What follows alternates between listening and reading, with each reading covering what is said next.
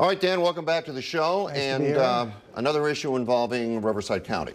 Another issue with Chad Bianco, the Riverside County Sheriff's Department. Pretrial detainee is in jail and is in a communal area with a number of other inmates or detainees, some of them charged with very serious crimes. He wasn't. It was a minor offense, a property offense.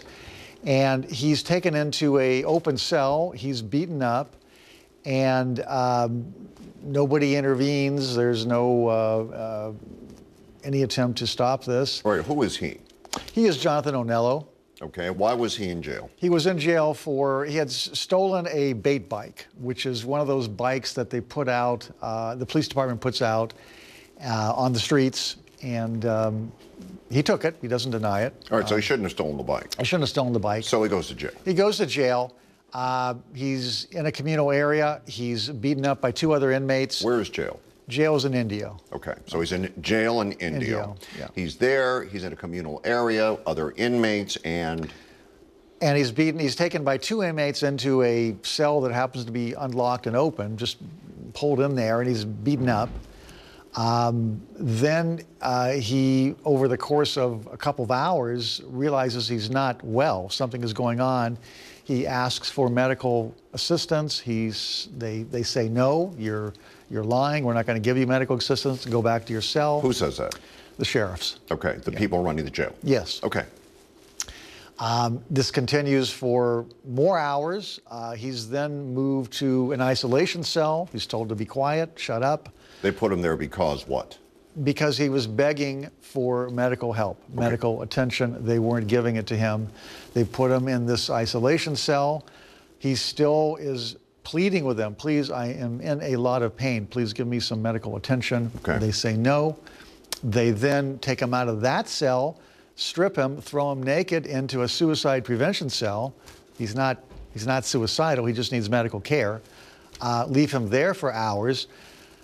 Then, about 12 hours later, after his continued pleas, essentially being tortured for 12 hours by the Sheriff's Department for doing nothing while he's in serious need of serious medical attention, he's taken to the hospital, JFK Memorial Hospital in Indio. They immediately recognize this is an emergent situation. He's still in chains and handcuffs. They demand that they remove the chains. They're reluctant, believe it or not. The sheriffs are reluctant to do that. The doctor was saying, look, you need to do this. This man needs immediate medical care. So they do it. They realize he's got a ruptured spleen. He has sepsis, which is a serious systemic infection in the body that had now been going on for 12 hours. He was near death. They do an emergency surgery to repair the spleen. He's got about 30 staples in his stomach. He's then airlifted to Desert Regional Medical Center for more specialized care from the surgery. All right.